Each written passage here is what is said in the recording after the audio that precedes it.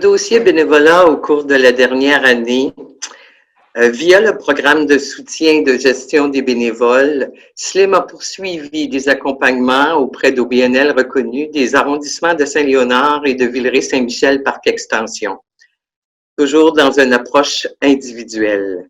Des nouveautés en lien avec l'approche collective nous a permis de développer des formations et de mettre en place des rencontres de réseautage, entre autres avec l'arrondissement de Rivière-des-Prairies-Pointe-aux-Trembles, avec des techniciens d'intervention en loisirs de la commission scolaire Pointe-de-l'Île, avec le groupe Gestion Multisport qui regroupe des clubs sportifs. Et SLIM, bien entendu, a offert aussi une formation à des professionnels du milieu municipal sur cette même thématique et des boîtes à outils ont été fournies à chacun des participants. De plus, à la demande de l'arrondissement de la Chine, on a initié un accompagnement auprès des professionnels de la direction du loisir, du sport, du développement social et de la culture, qui visait à analyser les besoins des professionnels afin qu'ils puissent accroître leurs compétences. Et simultanément, nous avons aussi analysé les besoins des conseils d'administration des organismes reconnus, ce qui nous a permis de mettre en place une offre d'activités de formation qui sera faite au cours de la prochaine année. Une dernière nouveauté, cette fois, pour encourager et valoriser l'engagement bénévole des jeunes, on a initié un atelier de valorisation de leur engagement, et ce qui nous a permis de développer un partenariat, entre autres, avec Horizon Jeunesse, qui est un carrefour jeunesse-emploi, qui, lui, assure le transfert des connaissances en vue d'un futur curriculum vitae. Et nous reprendrons des initiatives similaires au cours de la prochaine année. Pour le prix Dollard-Morin, non pas le moindre, puisque c'est un prix, c'est la plus haute distinction mise de l'avant par le gouvernement du Québec. Monsieur André Bougie, qui pratique le Power Chair Soccer, a gagné ce prix et est notre lauréat régional et on le félicite chaleureusement. En dernier lieu, une autre nouveauté, cette fois qui provient d'une initiative provinciale du réseau des URLS et avec SLIM et l'URLS de Lanaudière, on a initié une formation que 42 personnes du milieu des URLS ainsi que des personnes du milieu municipal, une formation qui touche l'accompagnement en matière de gouvernance et de gestion de nos BNL, ce qui est au cœur de nos préoccupations en termes de soutien et d'accompagnement auprès des organismes sans but lucratif dans notre sphère d'activité. Alors, cette formation sera offerte de nouveau au cours de la prochaine année et nous pourrons vous tenir au courant, bien entendu.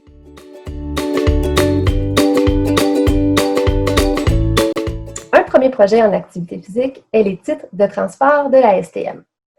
Pour faciliter l'accès à de nouvelles activités sportives, culturelles, parascolaires ou éducatives, la STM s'est engagée à soutenir la politique de l'enfant de la Ville de Montréal en offrant des titres de transport pour qu'ils soient distribués aux écoles, aux camps de jour et aux OBNL qui œuvrent auprès des jeunes défavorisés de 6 à 18 ans.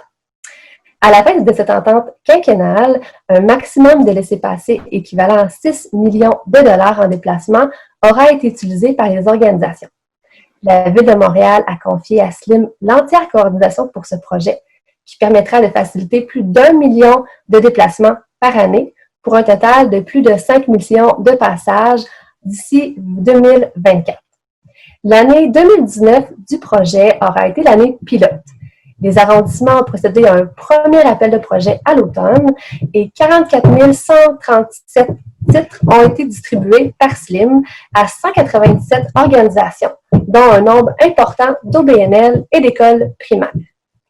Plusieurs outils ont été développés pour ce projet, dont le guide des arrondissements, le guide des organisations et la plateforme web qui a servi de portail d'inscription et de réédition de compte pour les organismes.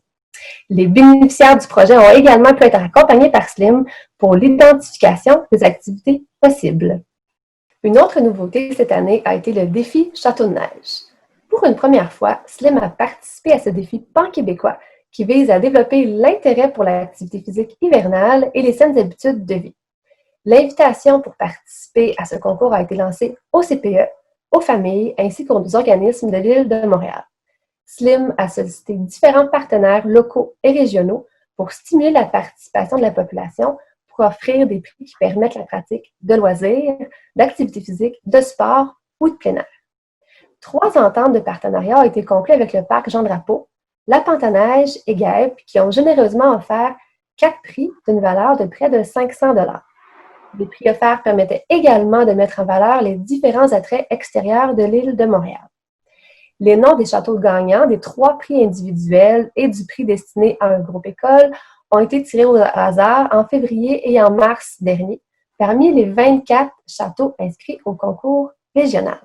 Cette année, Slim a accompagné davantage les centres communautaires de loisirs afin de maximiser les impacts des projets soutenus et leur pérennité. Les 6 projets réalisés avec les centres communautaires ont ainsi permis de rejoindre plusieurs clientèles, telles que les nouveaux arrivants d'un quartier, les adolescents, les enfants, les personnes aînées, ainsi que d'autres à besoins particuliers. Les 6 projets en activité physique ont permis la mise sur pied de 2 centres de prêt de matériel et la réalisation de programmations d'initiation en activité physique.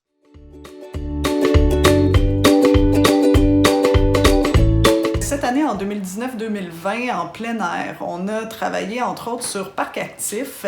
Parc Actif, ça permet le développement de pôles de pratique en plein air, puis de prêt d'équipement de matériel jumelé avec de l'animation.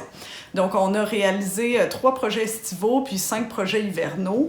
Et dans tous les cas, il y a toujours un partenariat entre la municipalité, un organisme à but non lucratif, puis Slim.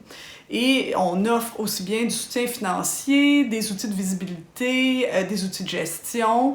Puis également, on a réalisé des achats groupés qui ont permis de procurer le 30% de rabais dans le matériel de plein air qui a été acheté. Donc les projets sont très variés. Là, on a aussi bien des projets de raquettes, des projets de fat bike, ski de fond, camping, rabasca.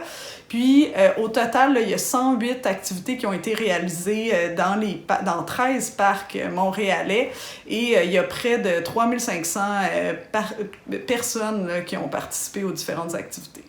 En 2019-2020, on a lancé le service d'accompagnement École en plein air, qui a pour objectif de permettre le développement des compétences puis des connaissances des intervenants scolaires qui souhaitent implanter du plein air dans leur école pour que les jeunes aient un plus grand contact avec la nature et fassent du plein air, même en milieu urbain, de façon plus régulière. Donc, le service a été offert à 10 écoles cette année, des écoles primaires, secondaires et même un cégep. Donc, on organise des rencontres d'une communauté de pratique où ça permet d'avoir des échanges entre les écoles, ça permet de faire des présentations de partenaires, puis de partager de l'information. Donc, ça, c'était un des volets du service d'accompagnement. Le deuxième volet, c'était le mentorat. Donc, chaque école a été jumelée à un mentor qui a une grande expertise en plein air et où ils ont eu des rencontres pour pouvoir répondre à leurs questions, pour mieux être outillés après ça pour implanter du plein air dans leur école. Puis finalement, on a eu un 3e volet qui est une formation technique qui a été offerte en lien avec le prêt de matériel de plein air puis l'entretien de celui-ci. Et évidemment, la cerise sur le sundae, c'est qu'il y a du soutien financier qui est offert à chaque école qui a servi principalement cette année à faire de l'achat de matériel de plein air. Alors, un autre des projets qu'on a mis sur pied cette année, c'est la concertation plein air. On a eu 2 rencontres avec à chaque fois une quarantaine d'acteurs qui étaient présents, aussi bien du milieu municipal, associatif, privé et même scolaire. Donc, l'objectif là, des rencontres, c'est vraiment qu'il y ait un partage d'informations, de faire le suivi du plan régional en plein air, de parler des programmes, des projets. Puis également, on a des invités qui viennent faire des présentations. Et Et également, là, on veut mettre sur pied une réflexion collective pour le plein air urbain. Et ce que les partenaires adorent, là, c'est évidemment on se garde des grandes périodes pour faire du réseautage. En plus de ça, on a mis sur pied un groupe Facebook dans lequel on a une 60aine d'organismes qui sont présents, ce qui permet d'échanger entre les rencontres de la concertation plein air urbain.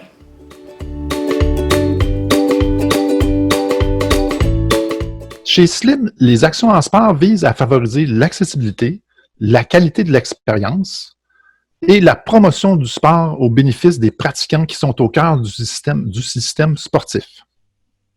Le principal projet mené par l'équipe de SLIM pour l'année 2019-2020 a été l'étude de faisabilité des Jeux du Québec régionaux centralisés. L'étude partait du constat suivant.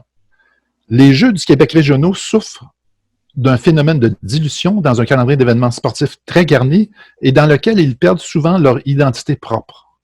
Pour contrer ce phénomène, et en continuité à la démarche de positionnement stratégique débutée à l'hiver 2018, SLIM a donc procédé à une étude de faisabilité sur la tenue d'événements de qualification regroupés sur l'île de Montréal.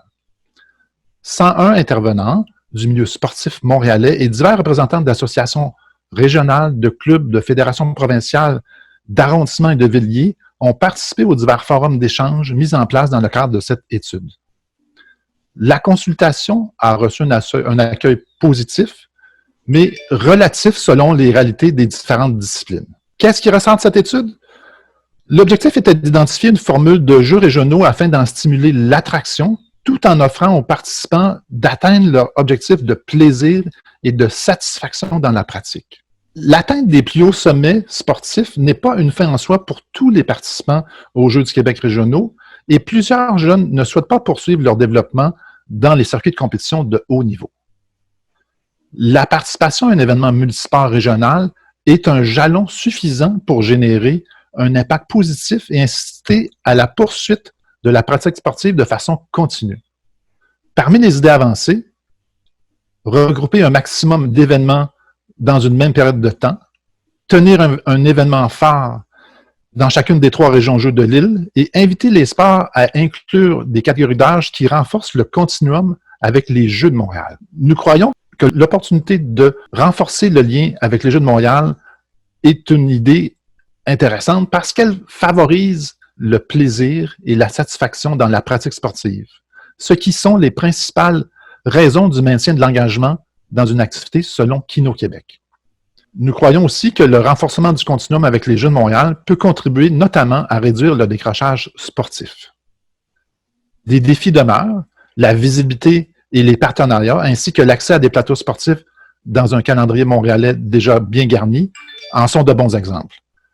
L'équipe verra à développer et à raffiner le concept et un plan d'affaires suivra.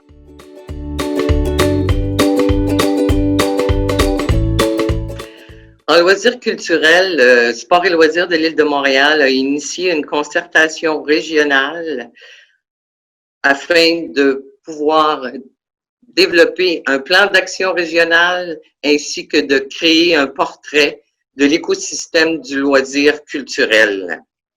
La particularité du plan d'action régional, c'est que celui-ci va être travaillé en leadership partagé, c'est-à-dire que plusieurs organisations vont mettre la main à la pâte et vont réaliser des actions à l'intérieur de ce plan et SLIM va coordonner le tout. Évidemment, SLIM se préoccupe en primauté du milieu associatif dans le cadre de ce plan-là, mais il sera en interaction avec l'ensemble des acteurs du milieu. Un dernier élément, SLIM a été invité dans le cadre des rendez-vous du loisir culturel de la Ville de Montréal et ça a été une occasion de présenter les faits saillants du portrait qui est en voie de finalisation.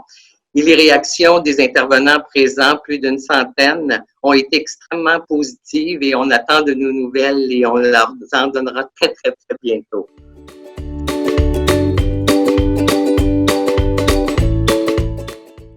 En ce qui a trait au dossier des parcs et espaces verts, à l'été 2019, on est allé faire l'inventaire de tous les parcs de la ville de Dorval et toutes les données ont été conciliées dans la plateforme Parcomètre. Cette plateforme-là permet, entre autres, à la municipalité par la suite de faire le suivi de l'entretien de ces parcs, aires de jeux, plateaux sportifs, mobilier urbain. Donc, une autre des choses aussi que Parcomètre permet de faire, c'est de produire des rapports diagnostiques en fonction des données qui ont été colligées. Et donc, chacun des parcs, que ce soit pour la ville de Dorval ou pour l'arrondissement de Rivière-des-Prairies, Pointe-aux-Trembles, ont reçu un rapport diagnostique. En plus de ça, on a fait également des inspections à la norme des aires de jeux pour enfants de l'arrondissement du Sud-Ouest et de l'arrondissement de La Salle. Puis, finalement, on a également fait une formation, on a offert une formation pour le milieu municipal sur les responsabilités des gestionnaires propriétaires de parcs.